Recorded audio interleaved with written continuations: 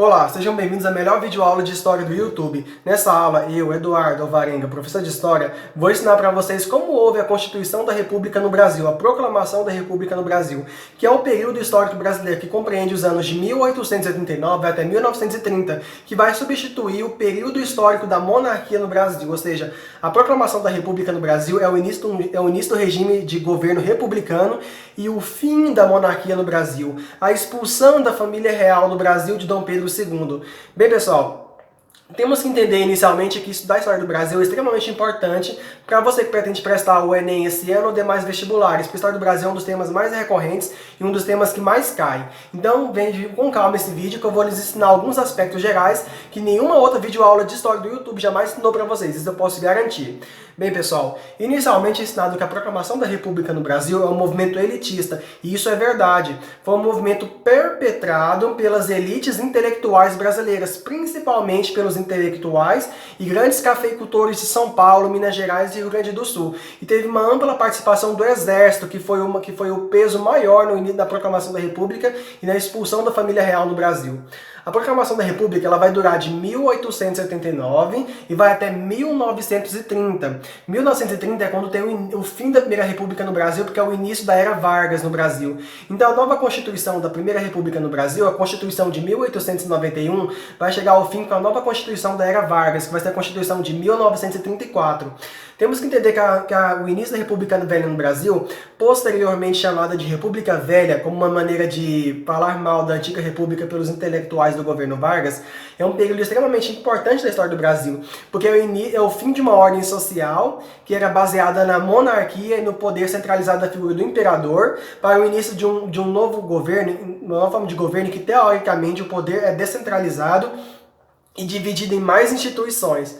Bem, pessoal, normalmente é dito que o Brasil é um país exportador de matéria-prima e importador de ideologias e instituições. Isso é verdade? Em parte, afinal de contas, no Brasil, a Proclamação da República vai se dar depois da resolução de um conflito entre três ideologias que vão disputar o imaginário popular brasileiro. Como assim três ideologias que vão disputar o imaginário popular brasileiro? Sim, são três correntes republicanas que vão disputar que tipo de organização social vai estar no Brasil a partir de 1889, que é o fim da monarquia e o início da república. Como assim três ondas diferentes? Simples. É porque simplesmente falar o termo república é muito ambíguo, é muito vago. Afinal de contas, você tem diversas concepções de república. Você tem a República dos Países Baixos, que tem uma nobreza hereditária. Você tem a República da Polônia, que tem uma nobreza. Você tem a Primeira República Francesa. Tem a República Liberal dos Estados Unidos. Então, que modelo de república é esse? Bem, é isso que as várias camadas de intelectuais republicanos brasileiros vão começar a disputar, vão começar a discutir no período do final do século XIX, início do século XX, e durante aquele período entre a monarquia e o início da república no Brasil. Bem, pessoal, eu disse que essas três concepções vão disputar o imaginário popular. Como assim? Se eu acabei de falar que, por exemplo, a Proclamação da República foi um movimento elitista que não teve participação popular, é que todo regime, toda organização social que pretende se instaurar precisa agariar o máximo possível de legitimidade, ou seja, agariar o máximo possível de adeptos para a sua forma de governo, o máximo de pessoas possíveis que tenham uma certa simpatia pela sua forma de governo.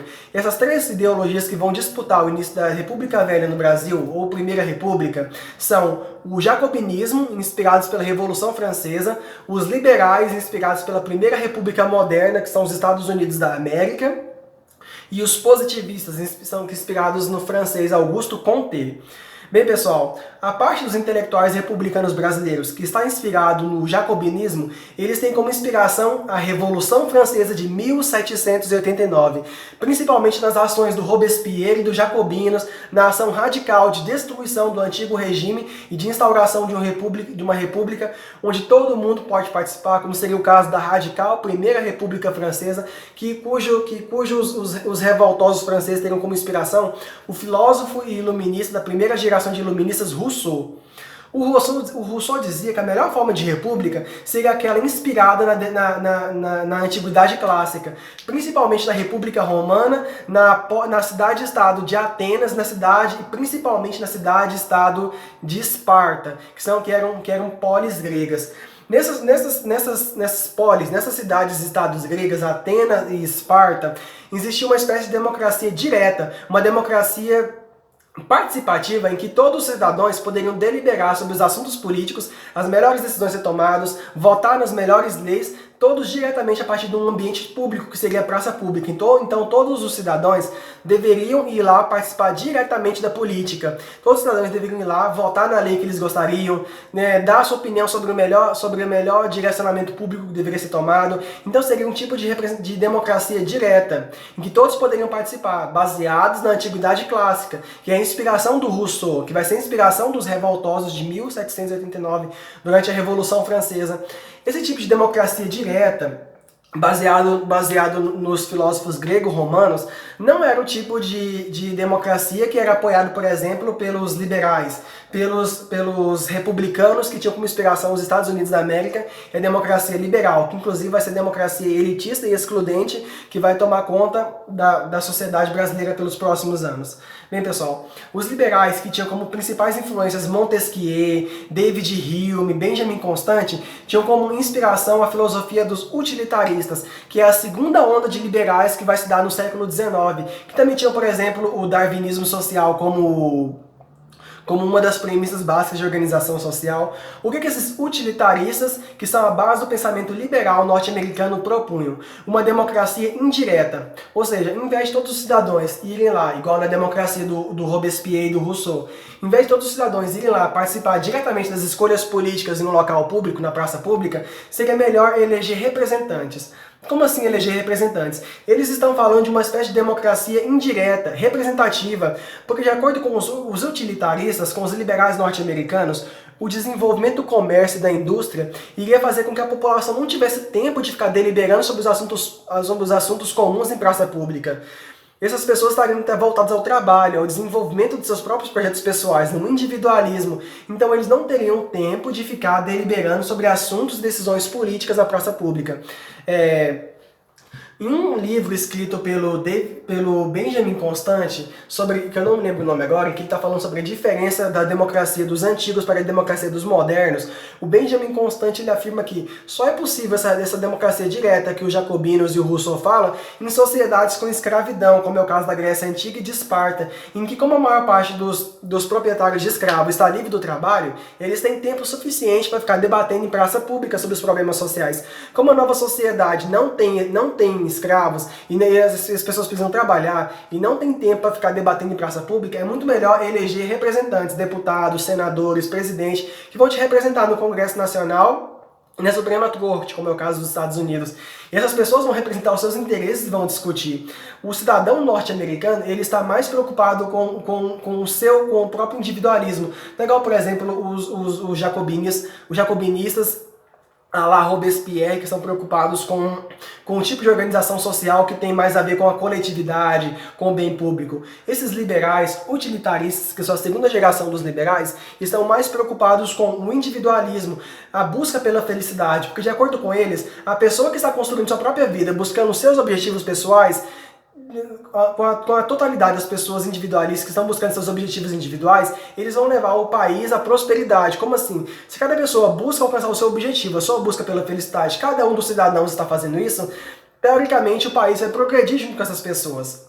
Esse é o objetivo dos utilitaristas norte-americanos, que terão como influência principalmente o filósofo Montesquieu, que é da primeira geração de iluministas, assim como o Rousseau para os jacobinistas. O Montesquieu achava que a liberdade poderia se dar através da divisão do poder em três, através da divisão do Estado nos três poderes, o executivo, o legislativo e o judiciário. Então Montesquieu é um dos autores mais lidos nos Estados Unidos e um dos mais importantes para a história dos Estados Unidos e para o desenvolvimento do pensamento liberal norte-americano. A terceira corrente que está disputando a organização social da República Brasileira são os positivistas, que tem como inspiração o francês Auguste Comte.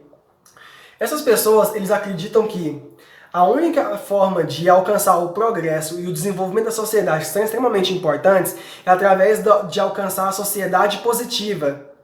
Como assim a sociedade positiva? A sociedade positiva seria um grau superior de sociedade que poderia ser alcançado através do positivismo, e através de um governo forte, um governo centralizador, um governo que vai guiar a sociedade através da ditadura para o progresso.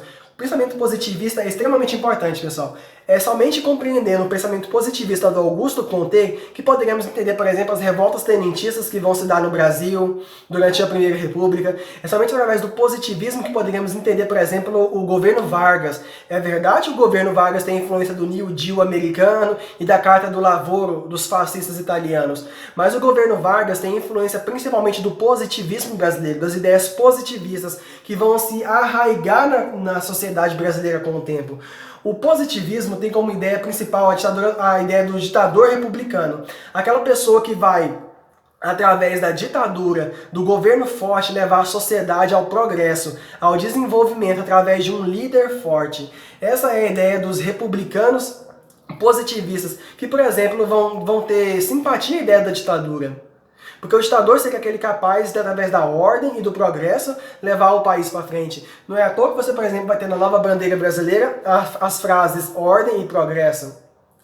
Temos que pensar agora também que tanto positivistas quanto jacobinistas, que são as duas correntes francesas, vão ter como alguma das suas armas as alegorias, as imagens e os mitos. Por que as alegorias, as imagens e os mitos? Porque as alegorias, imagens e mitos são formas mais fáceis de chegar no imaginário popular. Lembrando que o imaginário popular é o ringue de luta entre essas três ideologias. Como assim imaginário popular? Como a maior parte da população brasileira, 80% da população brasileira é analfabeta, não é letrada, se você chegar lá com um discurso seco e cru na frente dessas pessoas, elas não vão entender do que você está falando. Elas não vão ser adeptas ao seu modo de ver a sociedade. Então é preciso você criar imagens mais fáceis, símbolos mais fáceis, de maior facilidade para a população compreender. Se você cria mensagens de mais fácil leitura, símbolos que podem ser melhor compreendidos pela maior parte da população leiga do país, você terá mais chance de ganhar adeptos. E essa técnica dos jacobinistas e dos positivistas de criar símbolos para agariar a população brasileira, como a imagem da bandeira, o hino nacional, é inspirada na primeira Revolução Francesa. Os franceses também tinham a mania de criar símbolos para agariar a maior parte da população francesa para a revolta. Você tinha, por exemplo, o hino da Marselhesa. A música era capaz de alcançar o cérebro e a alma das pessoas que estavam escutando aquela música, e elas passavam a ser adeptas das ideias revolucionárias durante a Revolução Francesa. Também tinha os artistas franceses do neoclassicismo, que vão fazer, por exemplo, obras de arte capazes de transmitir mensagens para a população iletrada. Você vai ter a bandeira tricolor da França, vermelho, branco e azul. Você vai ter, por exemplo, a educação pública como um dos principais símbolos no qual os iluministas franceses vão bater, porque a educação pública é tida pelos iluministas franceses como o carro-chefe da ideologia burguesa, que é a ideologia que está ganhando espaço durante a Revolução Francesa, durante a instauração da Primeira República na França. Então, tanto positivistas brasileiros quanto jacobinistas brasileiros vão disputar o imaginário social da Primeira República Brasileira através dos símbolos, alegorias, imagens, mensagens que podem mais facilmente ser absorvidos pela população brasileira. Pessoal, esse mesmo cuidado em elaborar símbolos que podem agariar pessoas que podem apoiar a sua perspectiva social, não vai ser acompanhado pelos liberais. Os liberais não vão produzir essa mesma quantidade de símbolos que os positivistas e os jacobinistas vão fazer. Olha só, positivistas e jacobinistas têm uma grande quantidade, um grande repertório de símbolos que eles puderam pegar como exemplo da Revolução Francesa. Já os liberais não vão fazer isso. Primeiramente porque eles não querem esse apoio popular, essa grande participação das pessoas na política. Eles querem apenas o mínimo de divisão do poder possível para que o poder não fique centralizado nas mãos de uma única pessoa, de um monarca, como era o caso da Inglaterra, nessa Revolução Gloriosa. Eles não querem uma participação muito grande da população na política. Não querem. Também eles não precisam produzir essa grande quantidade de símbolos, porque eles já têm uma população já convertida aos ideais liberais, ao darwinismo social, à ideia de meritocracia, como vai dizer, por exemplo, a filósofa Hannah Arendt, que nos Estados Unidos a revolução já aconteceu antes da proclamação da independência. Então essa população já havia sido conquistada antes da independência dos Estados Unidos com os ideais liberais, do individualismo, do alcançar a felicidade pessoal, das ideias do Adam Smith da mão invisível do mercado. Então, como diria Hannah Arendt, a sociedade americana já havia feito uma revolução antes da proclamação da independência e não precisava da produção de símbolos, bem diferente dos jacobinistas e dos positivistas brasileiros. No Brasil, já estava se aproximando o centenário dos 100 anos da Revolução Francesa, ou seja, já estava sendo quase alcançado 100 anos desde a Revolução Francesa de 1789, já que a data de 1889 estava se aproximando, estava acontecendo uma grande efervescência cultural e um grande ânimo por parte dos revolucionários, principalmente por parte de pessoas como Quintino Bocaiúva, José Nabuco, o Silva Jardim, que, por exemplo, vai falar que uma das coisas mais importantes para a proclamação da República no Brasil era, por exemplo, decapitar o Conde de Eu, né, que é o marido da Princesa Isabel, a filha de Dom Pedro II. Esse grande ânimo da Revolução Francesa, esse grande ânimo com os ideais da Revolução Francesa estavam presentes porque o período da proclamação da independência, da proclamação da República no Brasil, 1889, batia exatamente com os 100 anos da Revolução Francesa, de 1789. Então você, por exemplo, tinha por parte dos jacobinistas e dos positivistas alguns símbolos franceses, como por exemplo a República Mulher, a imagem da República como mulher, a República Feminina, que é uma herança dos iluministas da Revolução Francesa, que vão buscar lá na Antiguidade Clássica símbolos femininos que vão representar ideias, valores e sentimentos, como é o caso da deusa Palatenas, que é a deusa da sabedoria e da vitória, da Afrodite, que é a deusa da prosperidade, e outras deusas do panteão greco-romano. Então, esses símbolos como a República Mulher, que vão ter, por exemplo, maior aceitação na França e menor aceitação no Brasil, vão ser amplamente utilizados por jacobinistas e positivistas no Brasil, mas não vão ser, por exemplo, amplamente usados pelos estadunidenses e pelos liberais que vão se inspirar no modelo estadunidense. Pessoal, o Benjamin Constant, no seu livro Da Liberdade dos Antigos, comparada à liberdade dos modernos, que ele vai publicar em 1819 na França, durante a segunda metade da Revolução Francesa, o Benjamin Constant vai falar que a liberdade que os jacobinistas, que tem como inspiração o Robespierre e o Rousseau, não é útil no dia a dia. Por quê? Porque a nova população brasileira dos tempos modernos, que está à beira da industrialização e da expansão do comércio, não teria o tempo e a disposição necessária para ficar o tempo inteiro debatendo política, como a gente já explicou mais ou menos para vocês naquele momento. Então, Benjamin Constant, que vai ser um dos principais influenciadores do pensamento liberal norte-americano, e do pensamento liberal brasileiro, a partir do início da proclamação da República e do início do século XX, era totalmente anti-jacobinista, e o seu pensamento vai ser utilizado até mesmo por algumas ondas do positivismo e do liberalismo. Para o Benjamin Constant, o liberalismo econômico é melhor. Por que o liberalismo econômico é melhor? Primeiramente porque, como eu já expliquei anteriormente, a liberdade proclamada pelo Rousseau não serve mais para os dias atuais. Era melhor o tipo de liberdade propiciada por um tipo de república que protegesse a propriedade privada, que é uma das principais lógicas do liberalismo econômico, a liberdade religiosa e a representação indireta. É que as pessoas não têm mais tempo de ficar discutindo em praça pública os problemas do país, a votação para leis, então é melhor você ter uma democracia indireta em que você vai, por exemplo, eleger um representante para você, um deputado, um senador e um presidente que vão defender os seus interesses na divisão dos poderes. Pessoal, uma das coisas que os liberais que estão se inspirando, por exemplo, no liberalismo norte-americano, tem por base é a filosofia do darwinismo social do Spencer. Como assim o darwinismo social? Essa ideia de que na sociedade existem pessoas melhores do que outras. É a ideia, a ideologia de que a ideia de Darwin, da seleção natural, que é propiciar o mundo natural dos animais, também pode ser aplicada à realidade humana. Então, como o darwinismo social do Spencer diz, algumas pessoas, no caso da ideologia racista vigente da época, os brancos, seriam melhores que as populações negras e os ricos seriam melhores que as populações pobres. Esse pensamento está extremamente vinculado com o individualismo norte-americano, essa ideia de que o Estado não pode intervir na sociedade. Cada pessoa, a iniciativa privada, deve desenvolver os seus negócios paulatinamente sem a ajuda do Estado.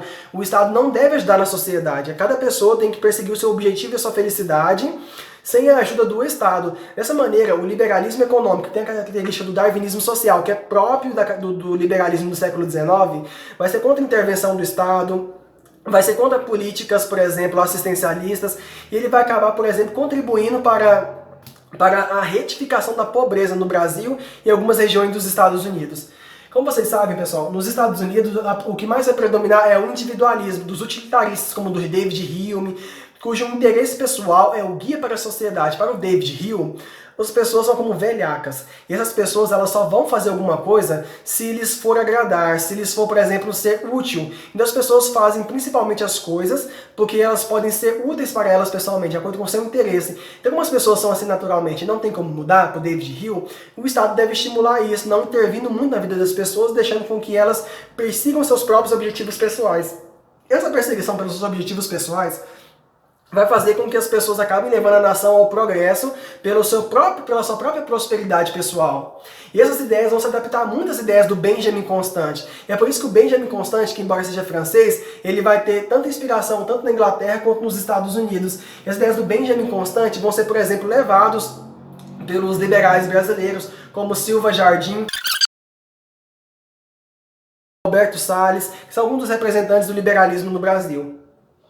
Outra coisa que nós temos que lembrar também é que, por exemplo, a Terceira República Francesa, que vai ser muito diferente da Primeira República, que era radical, ela vai ter alguns elementos do liberalismo econômico, como, por exemplo, alguns elementos do individualismo, alguns elementos da perseguição ao progresso, ao industrialismo. É por isso, por exemplo, que a Terceira República Francesa, apesar dela ser elogiada pelos liberais, ela vai ser principalmente a fonte de inspiração dos positivistas brasileiros, que vão buscar a ordem através de um governo forte e o progresso através do desenvolvimento da ciência. Ou seja, seria um conservadorismo diferente. Por quê? Um conservadorismo diferente do conservadorismo, por exemplo, reacionário da monarquia. Os positivistas diziam, representados pelo Augusto Comte e pelo David Hume, diziam assim, pelo Benjamin Constant, diziam assim: devemos saber conciliar os progressos trazidos pela Revolução Francesa, os progressos para a ciência trazidos pela Revolução Francesa, mas não devemos ser tão progressistas a ponto de chegar à desordem social, mas também não devemos ser tão conservadores a ponto de ser retrógrados, a ponto de ser reacionários como a monarquia queria que a França voltasse a ser. Então esse é o tipo de conservadorismo positivista que vai ter forte influência no Brasil. Bem, pessoal, no Brasil, o jacobinismo robespierrista e rossiniano não vai conseguir agariar tantos adeptos. Principalmente porque a maior parte das pessoas achava que esse tipo de democracia direta, esse tipo de liberdade direta, em que todos seriam iguais, não cabia mais nos tempos modernos. Alguns elementos dele vai predominar, como o tratamento das pessoas como cidadão, ou seja, vai ser substituído o Deus salve o rei pelo presidente cidadão, pelo vereador cidadão, pelo doutor cidadão, ou seja, a noção de que todos são mais ou menos iguais. Mas as noções que realmente vão predominar, em primeiro lugar, é o liberalismo econômico, elitista e excludente, vindo por parte dos Estados Unidos da América, que tem como influência o Montesquieu, o David Hume, o Benjamin Constant, o Adam Smith, o Davi Ricardo e John Locke, e também vai vencer aqui no Brasil um pouco das ideias do positivismo. Bem, o liberalismo vai vencer no Brasil principalmente por causa da influência dos cafeicultores, os grandes proprietários de terra, principalmente os paulistas, os mineiros e os gaúchos, que vão ver no liberalismo americano, na ideia do federalismo das 13 colônias, um tipo de governo melhor para os seus interesses. O desenvolvimento do café o desenvolvimento da exportação do café e da produção estava enriquecendo essas pessoas. Porém, a autoridade da monarquia estava sufocando os cafeicultores paulistas, gaúchos e mineiros.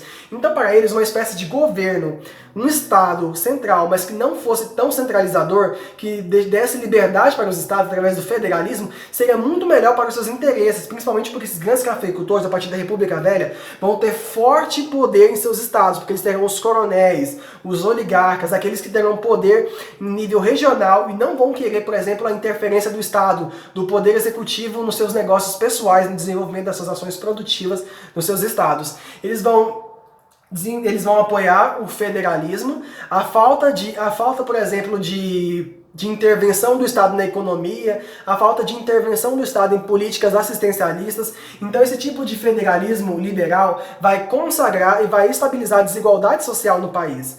Principalmente vamos lembrar que no Brasil até então não tem educação pública, a educação é apenas para quem pode pagar, mas isso não é um defeito dos liberais. Para os liberais, se você pode pagar por uma educação e seu colega não, isso é natural, isso é o darwinismo social. Uns podem e outros não, mas todos eles têm que competir. Se você não consegue alcançar aquele ponto que você deseja, não é porque a sociedade é injusta, é porque você não se esforçou o suficiente, mesmo que aquele que esteja competindo com você esteja em condições melhores.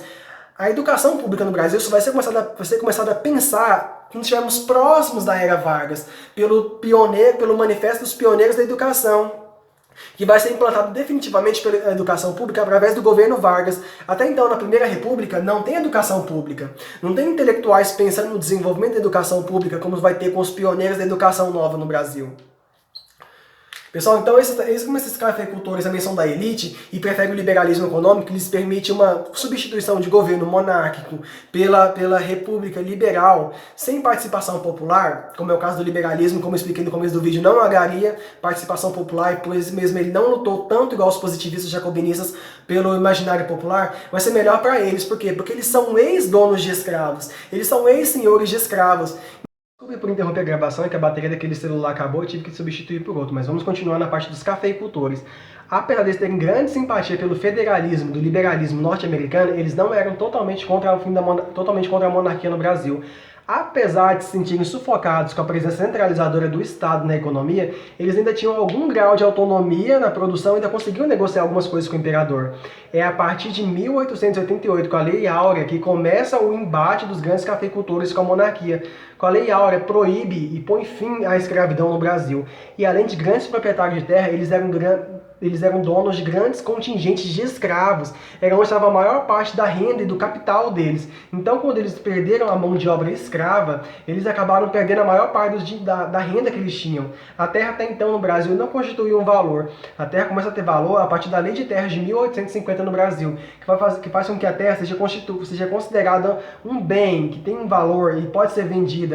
Então, esses cafeicultores, com a perda dos escravos, começam a investir na terra. E eles esperam uma indenização do Estado real pelo fim da escravidão. Como esse Estado nunca vem, eles vão se unir aos outros grupos que também não estão gostando da monarquia, como os militares e os republicanos.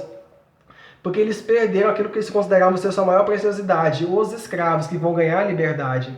Eles também têm grande apoio pelo federalismo e pelo liberalismo norte-americano, porque o federalismo e o liberalismo norte-americano propõem uma espécie de república que não precisa do apoio popular. Ou seja, mesmo a população escrava ficando livre, eles não estão, por exemplo, com vantagem, eles continuam sendo pobres, porque eles vão ser livres com uma mão na frente e outra atrás, eles não vão ter nada, então eles vão fazer parte da população pobre no país e não vão fazer parte do movimento republicano, da vida política no país, como queriam os jacobinos e os pensadores que tem Rousseau como a sua base do pensamento, que pensavam numa república em que todos poderiam participar. Não, eles preferiam uma república excludente, liberal, em que apenas uma classe de privilegiados poderia participar da política, que seria o tipo da república, liberal. Bem, pessoal, então a partir disso, em 15 de novembro de 1889, nós teremos a proclamação da República no Brasil e teremos o início do governo provisório com Deodoro da Fonseca e mais tarde com o Marechal Floriano Peixoto. Inclusive, esse período será marcado por grande violência e repressão aos grupos sociais que querem participar da vida política no país e não vão poder participar. É o chamado período da República da Espada, por ser tão violento quanto os outros períodos ditatoriais que nós teremos no Brasil, como Vargas em 30, a ditadura civil militar em 64. Bem, pessoal, o governo provisório de Deodoro da Fonseca logo será substituído pelo Floriano Peixoto. Mas também temos que pensar que nesse momento vão ser construídos alguns símbolos nacionais. Como eu falei para vocês, o símbolo nacional é importante para a imagem do governo que quer se instituir. Temos, por exemplo, a criação da imagem do herói, que é o Tiradentes. A criação da imagem mitificada do herói diz mais sobre as pessoas que criaram o símbolo do que o próprio herói. Muitas vezes as lendas e feitos atribuídos ao herói não correspondem à sua personalidade verdadeira. Por quê? Porque essa figura do herói é uma figura mitificada, criada para ser um símbolo que vai ganhar o coração e a alma daquelas pessoas que vão admirá-lo. Então, por exemplo, muito que é atribuído ao Tiradentes como herói nacional da República não corresponde ao verdadeiro Tiradentes da época da Inconfidência Mineira. Temos que lembrar também que teremos duas bandeiras nacionais criadas nesse momento, uma de 15 de novembro de 1889 e uma de 19 de novembro de 1889. Primeiramente, a de 15 de novembro vai ser substituída basicamente porque ela é uma cópia barata da bandeira dos Estados Unidos. Ela era idêntica à bandeira dos Estados Unidos. Só mudava as cores, em vez de vermelho, azul e branco, ela era amarela e verde. Então, em 19 de novembro de 1889, nós teremos a bandeira como nós conhecemos ela hoje. Apesar do liberalismo ter ganhado, ganhar do estilo de ordem social que vai ser da República no Brasil, nessa bandeira e na Constituição de 1891 nós teremos elementos do positivismo. Olha, por exemplo, quais são as palavras que estão bem no meio da faixa branca da nossa bandeira atual. Ordem e progresso. A frase anterior era outra, mas envolvia ordem e progresso também, que é uma das grandes provas da presença do positivismo no Brasil e dessa crença de que um poder centralizado e forte é o suficiente para comandar o Brasil. Engraçado que os militares são os maiores adeptos ao positivismo no Brasil, mas o próprio Augusto Comte, em um dos seus livros publicados no século XIX, dizia que um governo militar seria retrógrado. Mas é exatamente essas contradições que fazem a história ser tão interessante, pessoal. Inclusive essa presença da tradição rígida e autoritária no Brasil está presente desde o período pombalino no século XVIII, permanece no período monárquico e vai continuar arraigado na nossa sociedade brasileira como uma das fortes filosofias que acreditam que a liberdade não é tão boa assim, de que apenas um ditador seria capaz de alcançar o progresso. Veremos isso nos próximos vídeos, por exemplo, com a Era Vargas e com a ditadura militar de 64, que são alguns dos períodos mais repressivos e tristes da história do Brasil. Bem, pessoal, temos que lembrar que algumas coisas foram estabelecidas nessa Constituição da Proclamação da República. Temos a nova Constituição de 91, temos o fim do padroado no Brasil, a separação entre o Estado e a Igreja, ou seja, não existe mais um Estado e uma Igreja juntos, como era no tempo da monarquia, apesar de que Dom Pedro II já tinha algumas tretas com a Igreja, né? Desde, por exemplo, a prisão de alguns bispos que haviam descumprido a ordem de Dom Pedro II de permitir que maçons participassem da Igreja Católica. Nós teremos a extensão do título de brasileiro, ou seja, da nacionalidade, a estrangeiros que já residem no país. Nós teremos a transformação das províncias em estados. Agora, as províncias, que no tempo do Império chamavam províncias, serão denominadas como estados. Agora, na República Brasileira, estados federados, ou seja, estados que têm grande autonomia em relação ao poder central. Nós teremos o banimento da família real, que será proibida de voltar ao Brasil antes de 1920, ou seja, eles serão banidos do Brasil, eles vão para a França.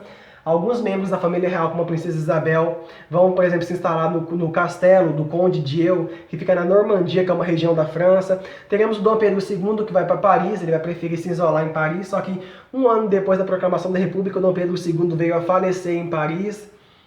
Então é mais ou menos isso, pessoal. Se você gostou do vídeo, por favor, indique ele para algum amigo seu que está estudando para o Enem, para os demais vestibulares esse ano.